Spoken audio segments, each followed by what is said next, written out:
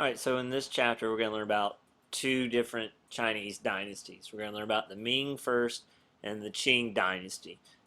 Chinese history up until the Communist Revolution is divided by its rulers, by its dynasties. Last year you studied the Han, for instance, and the Song dynasty.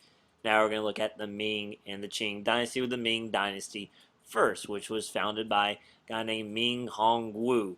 What we're going to see in a few minutes is that in Chinese history, there's a cycle where the longer a dynasty is in charge, the worse things become until that dynasty is overthrown. So Ming Hongwu helped overthrow the previous dynasty, and he helped to create the Ming dynasty.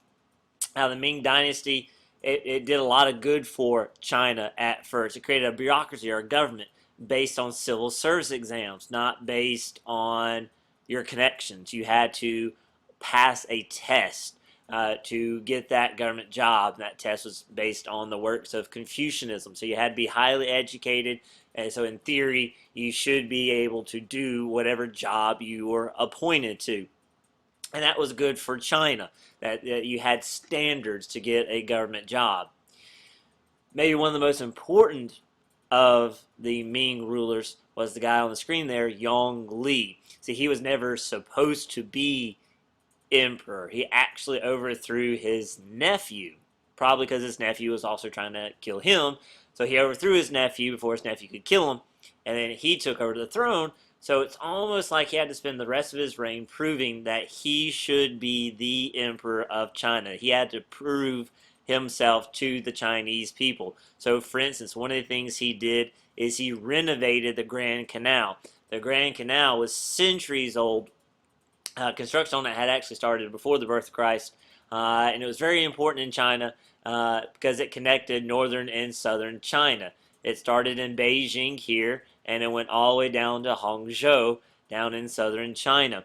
And it helped to transport goods, particularly grain that was desperately needed after the harvest, and it was falling apart. And people were complaining, including government officials. And Yong Li listened, and he spent money fixing, repairing the Grand Canal, which was a way he demonstrated his wisdom to the Chinese people. Here's a problem, I fixed the problem. He also moved the capital to Beijing, and inside the capital he built a palace complex called the Forbidden City that we'll study a little bit later in section 2.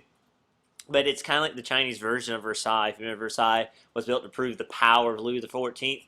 The Forbidden City, or the Imperial City, is built to prove the power of Yong Li, a physical manifestation of his power and what he can do. Right, so the Grand Canal demonstrated his wisdom, Forbidden Cities demonstrating his power, right? And then he demonstrated his power to the surrounding area of the world. We don't equate the Chinese with exploration, but they did have a brief history of exploration led by the man on the screen, Zheng He, one of Yong Li's favorite servants. Zheng He went on 7 different voyages of exploration all around Southeast Asia, and demonstrating the power of Yong Li in China. Right? And he did so in this fleet of huge vessels. That small vessel you see, that is the size of the ship of Christopher Columbus. The big one, that's Zheng He's ship. Right? And he had a fleet of these huge ships that traveled all around Southeast Asia, to Indonesia, to India, to Arabia, all the way to Africa. And so there's a big what if in history. What if the Chinese would have kept exploring? What if they would have sailed to the New World? Because obviously they had the capabilities, right? They had the technology, right? They had the means to do so. But what happens is after Yong Li dies, the voyages of exploration stop.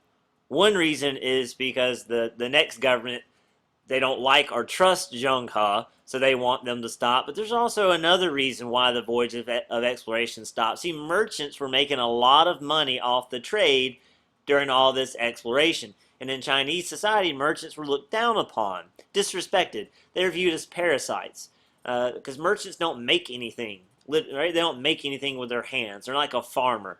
right, who grows the food. They're not like a potter who makes vessels. Merchants sell the work of other people. So they are viewed as parasites and looked down upon. So the traditionalists in the royal court didn't like that they were making money. So after Yongle died, the voyages stopped. The ships were destroyed.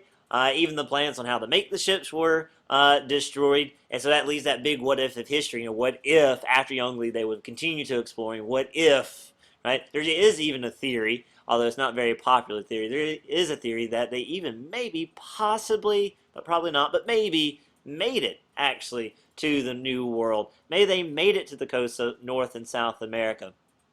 But what if they would have kept exploring and would have actually settled? See, in Europe, they had the motives and the means. Right? We talked about that in chapter 13. Well, in China, they had the means, but not the motives. The Chinese government did not see a need to explore. They did not want to explore. They were not motivated to explore. So you look at all the accomplishments of the Ming Dynasty, right? They expanded, they made China bigger. They created a very effective government based on those civil service exams. It was based on merit. Can you do the job? Not on exactly who do you know, not on your connections.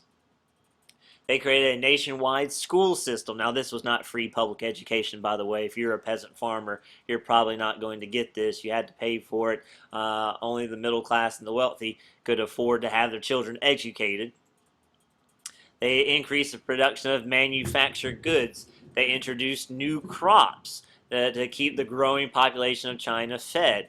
Once again, completed and renovated the Grand Canal, moved the capital to Beijing, and created the imperial city. Remember, Yongle did that. He's also the man that sponsored the voyages of exploration. But every dynasty eventually falls. That's how it works. Chinese history is on a cycle, and we're going to see that in our next video.